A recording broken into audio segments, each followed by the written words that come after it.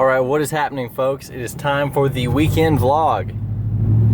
This weekend already is halfway over, so I'm falling a little bit behind, but I've been just crazy busy with stuff recently, which is a good thing. It's good to stay busy and never stop, because, man, if you just get in the habit of just not doing stuff, it's hard to get back going again. So, kind of what have I been up to? Work has been just crazy busy, but I know a lot of you are working your butts off too. You're working hard so that you can go out on the weekends and play, whether that's camping, hunting, hiking, whatever it is.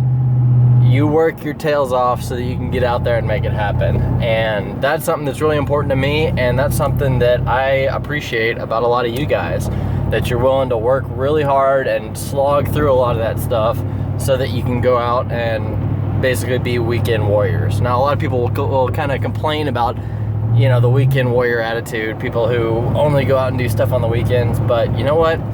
If you work your tail off in order to be able to do that, I think it's awesome. I think finding adventure and getting out of the city in any way you can, even if you just got to work in an office to be able to do it, man, go for it. It's totally worth it. So what am I up to right now? Well, today's Saturday. Friday night, it was my buddy's birthday last night. So we did basically what everybody who lives in Texas goes out and does. We went and got some awesome Tex-Mex and some margaritas and celebrated his birthday, and it was fun. And then actually he just moved into a new place. So afterwards, we ended up helping him move a bathtub up into his apartment, but whatever, lend a hand when you can, right? So we went and did that, and then this was a guy who actually came out and went hunting with me before, and he didn't have a Mojo Dove decoy, so I thought that'd be a fun birthday gift. He's a pretty darn good shot, but I've learned recently that even if as long as you're a decent shot, having a decoy makes a huge difference. If you just suck and can't hit anything, well, putting a decoy out in front of you doesn't really do any good. But anybody who can shoot at least decently, if you're bringing in the birds and you're now making a 25-yard shot instead of a 45-yard shot, well, that's going to be a huge difference in your hit rate and the number of birds that end up in your bag. So he appreciated that, and it's something I love, and I like dove hunting with that guy, so it was a fun gift. So right now I am actually driving west to go check trail cameras, but earlier today I went to basically a charity event. It's for Parkinson's Voice Project. They've got like an annual singing event that I go to every year. So most of you all probably don't know this, but my dad has Parkinson's, so it's an issue that really affects me personally. And since he was diagnosed with Parkinson's, I've learned a whole lot about it. And something that a lot of people don't know is that Parkinson's, you tend to think of like Michael J. Fox and you know, you're kind of shaking, or it's hard to control your muscles and your movement. But a lot of people don't realize that it's even your smaller muscles that it's harder to control, like your vocal cords. And so people with Parkinson's, it's actually really dangerous, and it increases their risk of choking on stuff. And a lot of times when you lack the ability to control your vocal muscles really well, you have a hard time speaking up and stuff like that. So what this group does, Parkinson Voice Project, is they actually have a bunch of speech pathologists there and people there who basically help teach you and work with you to keep your vocal muscles really strong. So it gives you a louder, more confident voice instead of your vocal muscles deteriorating. It also strengthens your throat muscles, so you're better at swallowing. And it also builds a really cool community, so that people who have Parkinson's and they're kind of struggling through this together, they have like an immediate support network of people who are going through the same thing or can help them out with stuff. So it's a really cool group. And so this year, actually today, I went to their annual singing event, and they've got a group that they call the Loud Crowd, that puts on these singing events. So it's really cool to see all these guys who went from like barely being able to speak up to now that they're actually like putting on a singing event. So that's an event that I go to every year, and it's really cool. So I just got done with that. Basically went home, changed into some boots, some more rugged pants, just threw on an old crappy t-shirt and a hat, and I'm actually headed out west to go check my cameras. So normally I check my cameras about, well, as often as I can, really. I think I might even check them too much just because I get impatient. I know a lot of people say, oh, check them every 2 weeks, every 3 weeks. Some people even go a month between checking their cameras. But man, I don't know if you guys ever use trail cameras or if you experience the same thing, but almost the second I put a new memory card in there, like the second I walk away, I want to know what's on there. Like, I get so excited about it. Just the idea of being able to have an extra set of eyes out in the woods, to be able to see what's going on. So I'm constantly just in the back of my head just thinking like, what's walking by my cameras? What's on there right now? So I just can't wait to go out there and check them. So it's been about 2 weeks. Normally, so far this season, I've been checking them about every week, week and a half, something like that. So I expect to have a little bit more on there just by leaving them out longer. And I hung a new camera. I don't know if you guys saw my last vlog. New camera in a completely different spot that I hiked way in. I hiked probably a half a mile, you know, into the woods, like after I got off the trail. So it's a pretty cool spot. It's kind of a creek bed with, it's kind of on the edge of a clear cut, but with kind of the creek and some old timber like kind of mixed in there. So I'm really eager to see what's on that camera because never had anything there. I've never hiked back there before. I've never hunted back there before. Never even had a camera back there before. So interesting to see what's gonna be on there. So hopefully if there's something cool, I'll post some of those pictures, but I don't know. I'm just kind of excited about it. I just pulled my first memory card from my first camera. Man, the camera showed that there were only 3 pictures.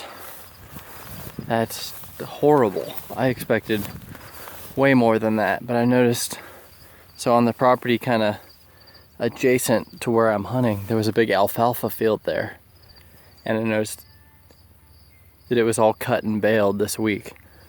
So I wonder if just that disturbance of cutting that field either spooked all the deer and chased them off, or if just the change in their food sources did something. But man, 3 pictures in about 2 weeks, that's awful.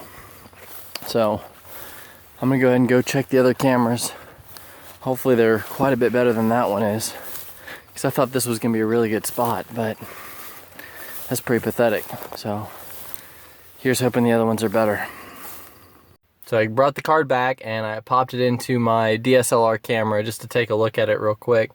And again, only a couple pictures on that thing, which is pretty discouraging. Either the camera was acting up, or more likely that's the only deer that actually walked close enough to set off the camera, which kind of sucks. But got a couple pictures on the same day of a fawn, still full spots and everything. So a fawn this year, but a very big, healthy looking fawn. So the fact that there's a very healthy looking fawn just wandering around, it's probably not out there alone. It probably just walked in front of the camera, and I imagine it was probably with a doe that, you know, walked the other way, walked behind the camera, something like that.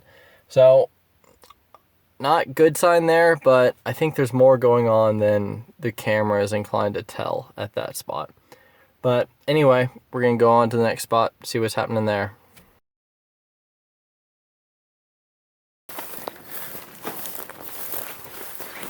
Alright, so I'm going in a little bit of a different order this time.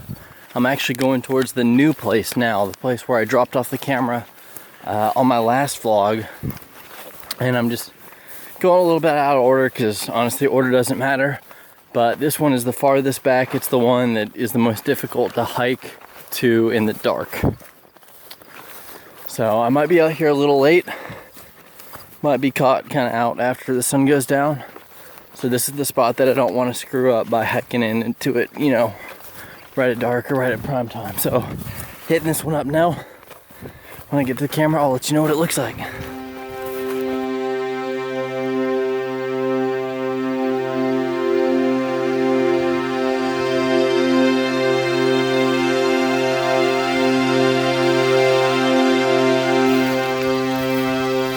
Alright guys, so this camera in a brand new spot.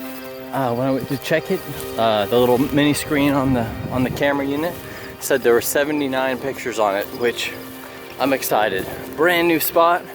And something like that is exactly what you want to see. A lot of times if you look at your camera and you see like 500 pictures, usually that's not a good thing, because usually that means either it's like pointed right at the sun and so you're catching a lot of sun movement, or it's aiming at a branch that the wind's blowing the branch and setting it off, something like that. But 79 photos, great news. I'm excited to see what's on this one.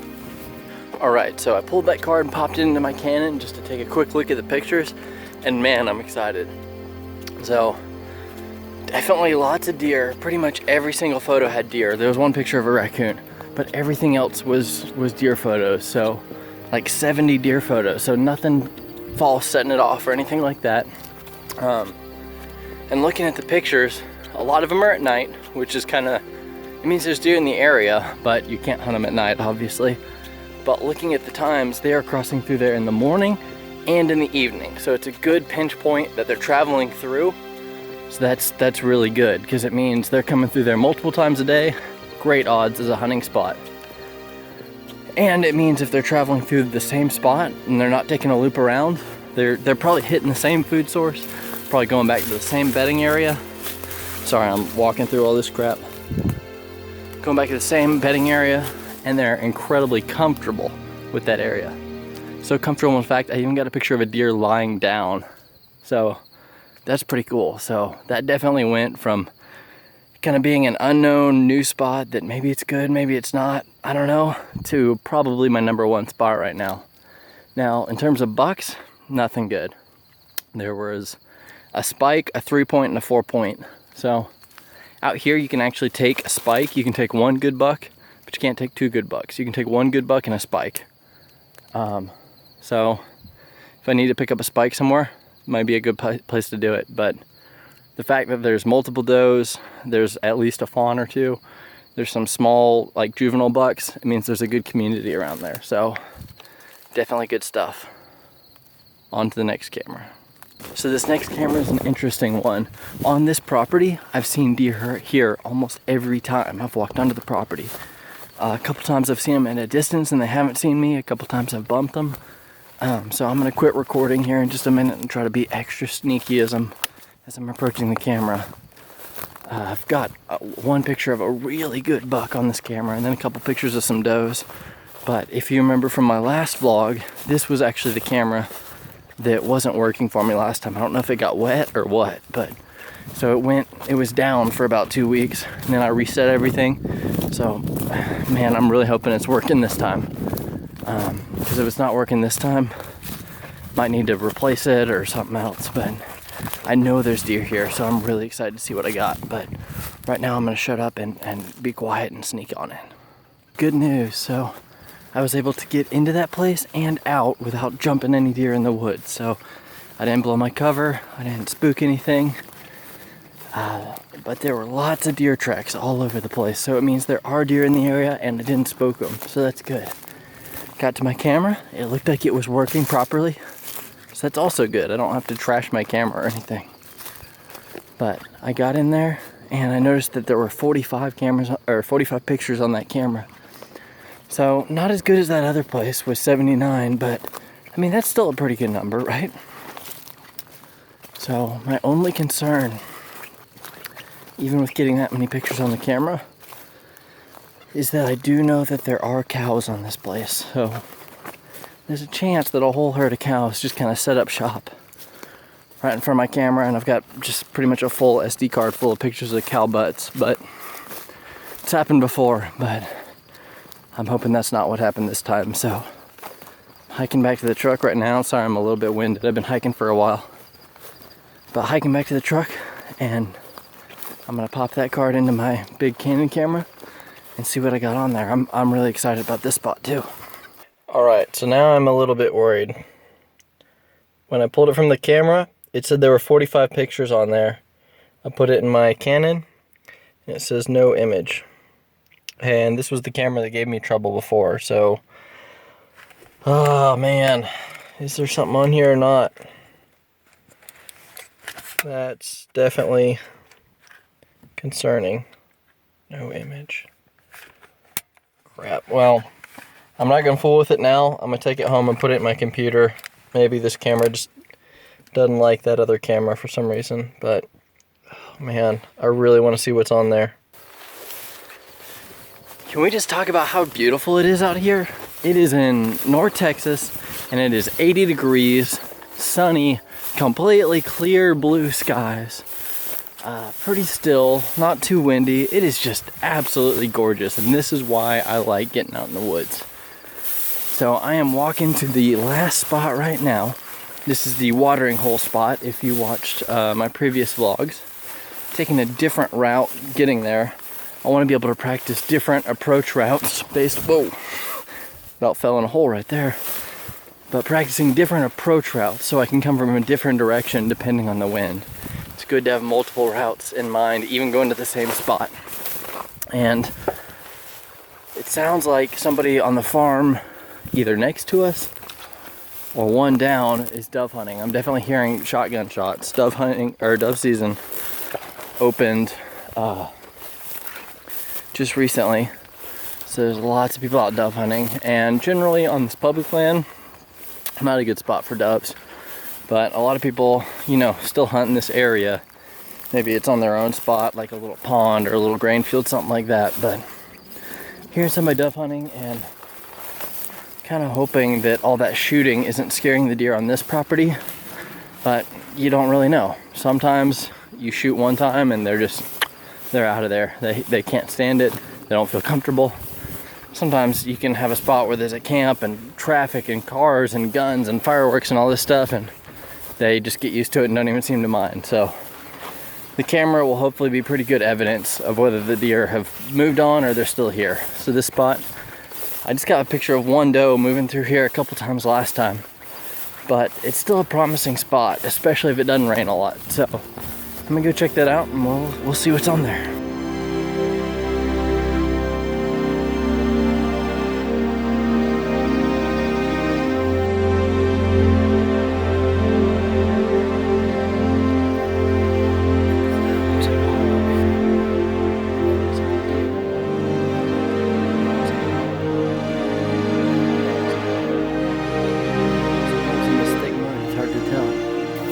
So this one was a bit interesting because I went to pull the card, check the camera, and I looked at the little screen on the camera beforehand, and it said I had 1,321 photos.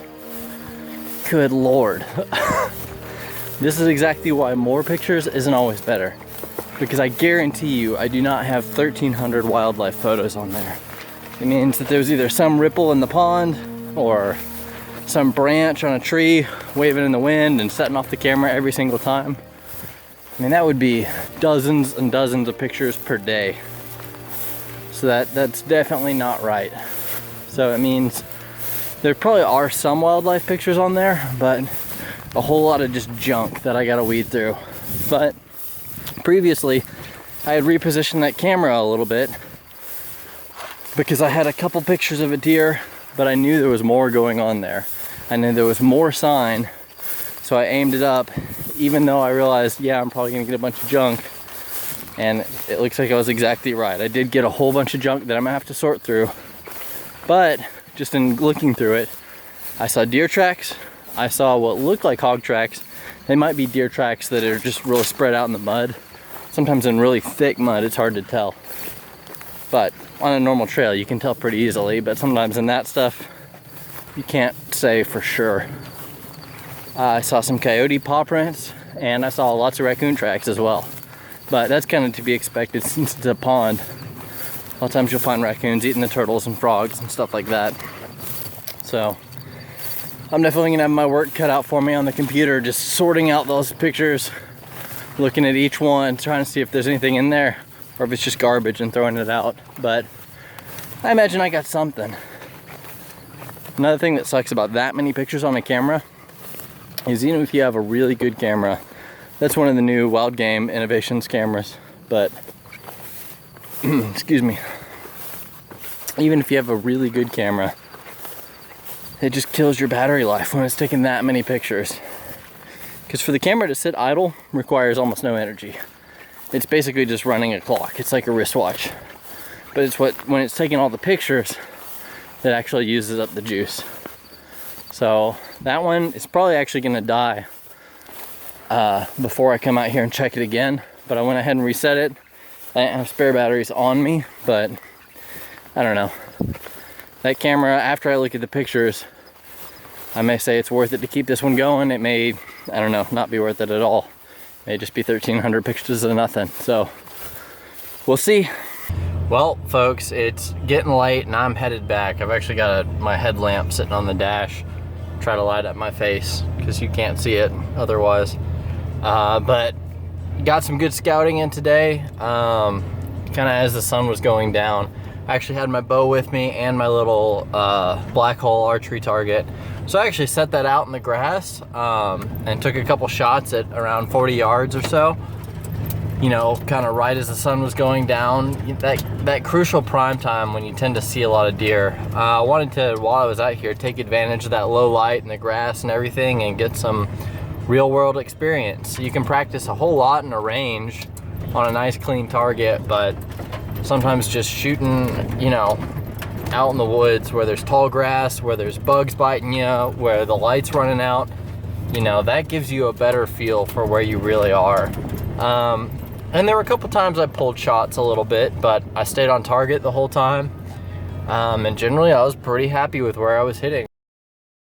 All right, start of a new day. Got lots of stuff planned today. Time to get this thing going.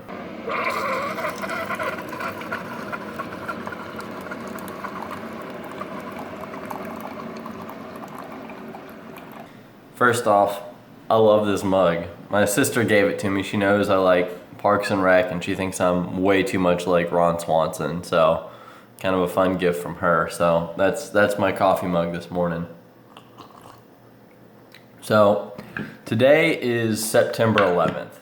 So I feel like I kind of need to do just a little mini rant about September 11th because I know your local news, your Facebook feed, probably everything is going to be swarmed with just pictures of the two towers and we'll never forget memes and stuff like that. And I think it's really important to remember the victims of September 11th, but I think it's important to kind of question the story a little bit. So I'm not saying this to, you know, demean anybody who was a victim or whose family is like still dealing with this. I think actually the fact that there are still questions around it makes it even more difficult for those families. So please be respectful towards the families who are dealing with this. It's the official story that I have a bit of an issue with. So I don't necessarily think that 9/11 was an inside job or anything that specific. I think that there were definitely some attacks planned on the U.S. and I think a lot of people either knew about them or found out about them. I think U.S. surveillance and gathering intel is actually pretty good, probably too good in a lot of instances. So I think a lot of people either knew about it or found out about it and then used it to further their own personal agendas for many different reasons. I think there's just too many questions about the official story. Like the fact that, you know, the two towers in New York, they found molten steel on the ground, yet they found the passports of the hijackers completely untouched. So apparently jet fuel, which doesn't melt steel beams, by the way, burned up everything but not these invincible passports. Or the fact that most of United Flight 93 was not recovered. Or the fact that the plane that hit the Pentagon needed to do a 270-degree corkscrew turn almost level to the ground by people who were untrained amateur pilots, hit the ground at about basically a 0-degree angle and ended up blowing up the exact room where the day before Donald Rumsfeld had announced that $1.3 trillion was missing.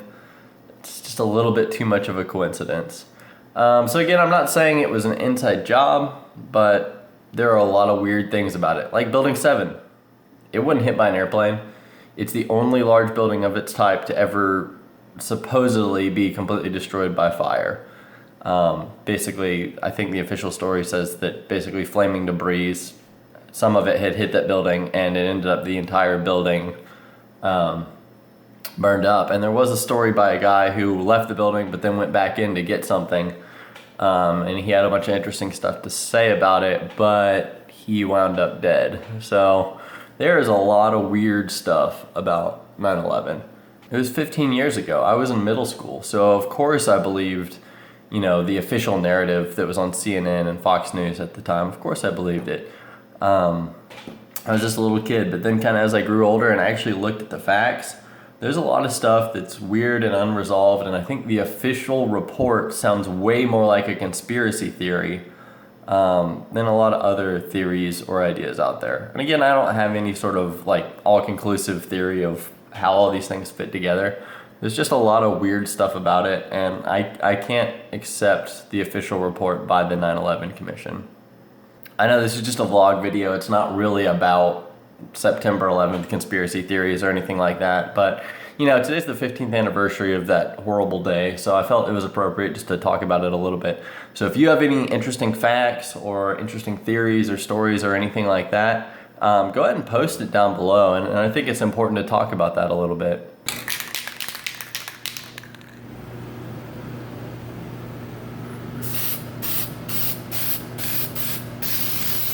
So look at this super cool camera mount I just came up with. It's probably not entirely my idea. I'm sure a lot of people have done this sort of thing before because it's incredibly simple.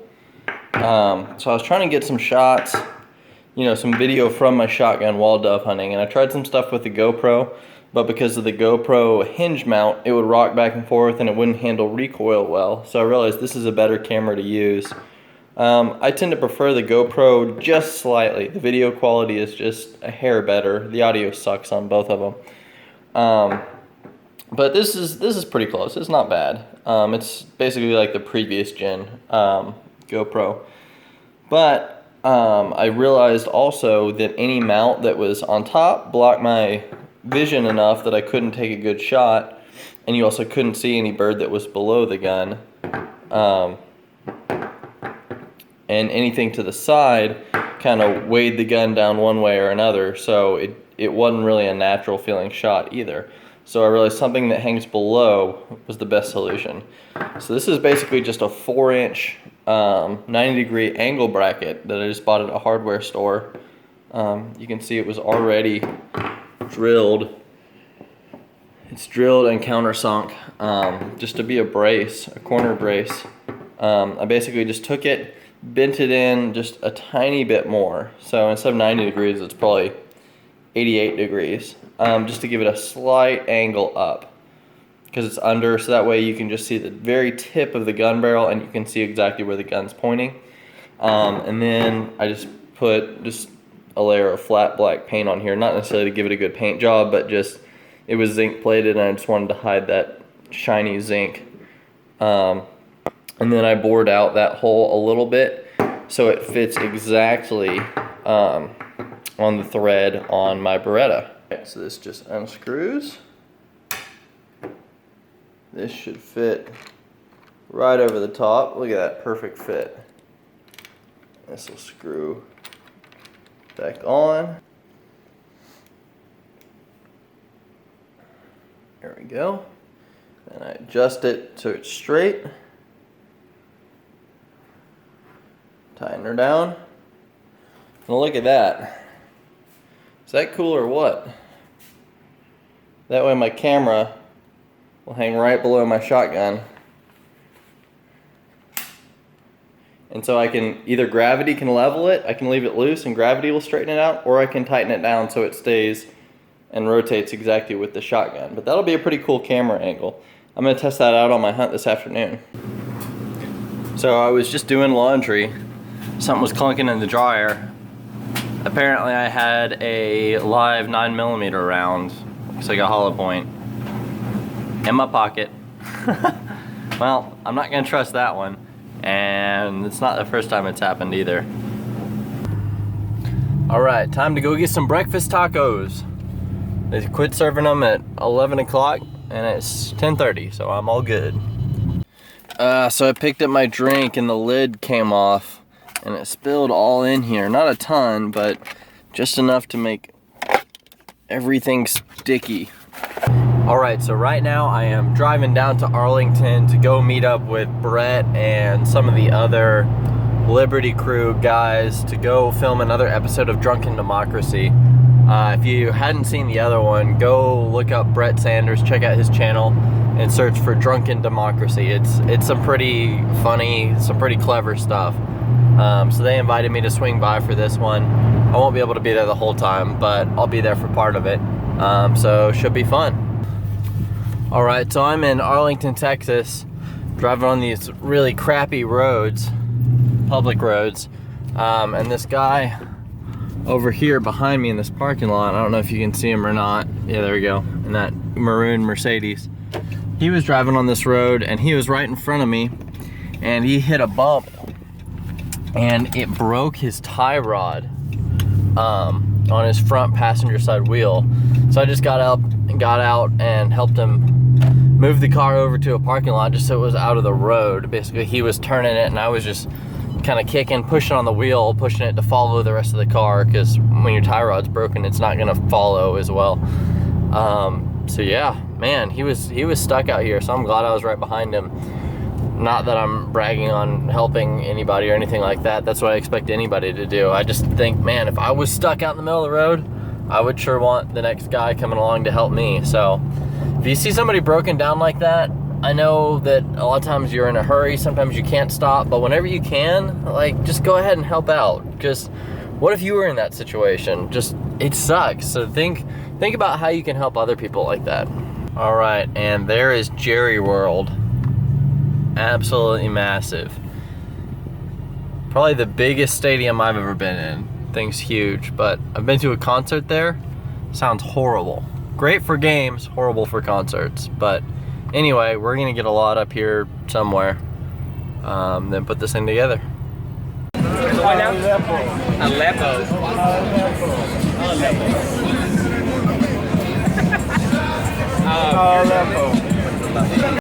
All right, so I just helped Brett with his episode of Drunken Democracy. It was a whole lot of fun. A lot of people out here doing a tailgate. As you can see, it's completely crowded. But of course, I parked a million miles away and hiked in, so I gotta lug this cooler back out with me. And it is sunny and freaking hot outside, so I am hoofing it back. But fun little stop along the way. All right, so long hike back to the truck. I am just drenched in sweat, but you know what? I got my cooler, I got back, my truck was still there, nothing had been tampered with, so all good stuff.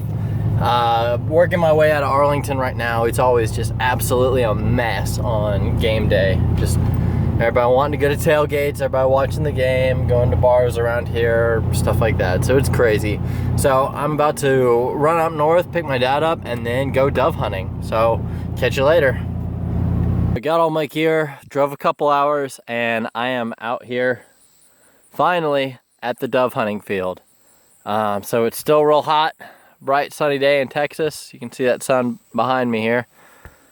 Pretty still, not a whole lot of wind, but hoping for a good evening hunt. There's still some sunflowers. I don't know if you can see them or not, but still some sunflowers, and usually that's a really good attractant. Sunflowers are kind of, well, if you know how I feel about bacon, that's how doves feel about sunflowers, so they tend to like them quite a bit. I've got my decoy in place out in this field, but this spot, I don't know. They might start trickling in, and then I imagine we'll see a good end of day rush. So this is about where I'm gonna end it for the vlog video. Oh, I forgot to show you my camera mount all installed on the shotgun. Hopefully that'll look good, we'll see. But this is about where I'm gonna end the vlog video. So if this hunt turns out really good, or even if it turns out okay, I'm gonna make it into its own video, and I'll post that up on my channel in a couple days. So make sure you subscribe to the channel so that you can see stuff like that. If it sucks, I don't think y'all are really interested in seeing that, so I'm not gonna put it up if it, I don't know, if just birds aren't flying. But yeah, thanks for hanging out with me. Again, make sure to comment, like, and subscribe, and just stay tuned for future videos. One more thing I wanted to add to this vlog. I got home, I'm exhausted, I look like crap. But I pretty much sat out on this hunt for quite a while, and just the birds weren't flying, which is really frustrating, but you know, it happens. And as most hunters say, that's why it's hunting. It's not going to the grocery store. It's no guaranteed result. But I was really hoping to get some cool footage. I'm going on another hunt next weekend rather. So hopefully I'll get some cool footage there, and I'll be able to post a cool dove hunting video for you guys. But I'd kind of mentioned that if the hunt was good, then I was going to post a video. If it wasn't good, then I wasn't going to post anything. So no hunt coming up, or no hunt video coming up from today. But hopefully after next weekend, I'll have something cool to put up. But the real reason I'm posting this update right now is actually while I was on the hunt, I heard back from Brett, and as I had mentioned earlier, I was working with him earlier on a really cool video project. So he's a voluntarist, libertarian. He does a whole bunch of videos that are really promoting individual rights and freedom and liberty. And he's got a great channel full of lots of cool stuff. So I was excited to help out on this video. And then I found out from him that pretty much all the audio got scrapped. All the audio was ruined, and really none of the footage could be used. And this guy goes to a whole lot of effort to make these really cool videos. He spends his time, his money, and he comes up with some really cool creative ideas. And it was just so disheartening to see that this video that he had worked really hard on got ruined. And he's got some really cool stuff on his channel. So if you're into liberty, into individual rights, all that stuff, please go check out Brett's channel. But also right now, the reason why his audio was ruined is because basically the audio jack of his camera had failed completely. So that kind of puts him out of the video business temporarily. And he started a Patreon account, so if you guys are interested in this type of stuff and are willing to help him out, I'm sure just even a small contribution would probably really help get him back up and running again, so he can keep producing awesome videos. And again, that's entirely up to you. But just if you're interested in that type of stuff, just help him out, because he produces some really cool stuff, and it'd be cool to see him get up and running again. So this weekend was a crazy weekend, and it kind of fits in the theme. Really, probably what I'm gonna title this video is being a weekend warrior. It's for those of us who slog through the work week, go out and just fight to get it done so that we can go out and use our free time, use our money to go out and hunt, to go out and travel, to check trail cameras, to help friends with video projects, and just to work hard for what we believe in. So it's been a crazy weekend, and it's jumping right back into another busy week. So I'm sure you guys can relate to this, absolutely. But just again, a reminder, until next time, stay safe, be free, and never stop seeking adventure. Good night, guys.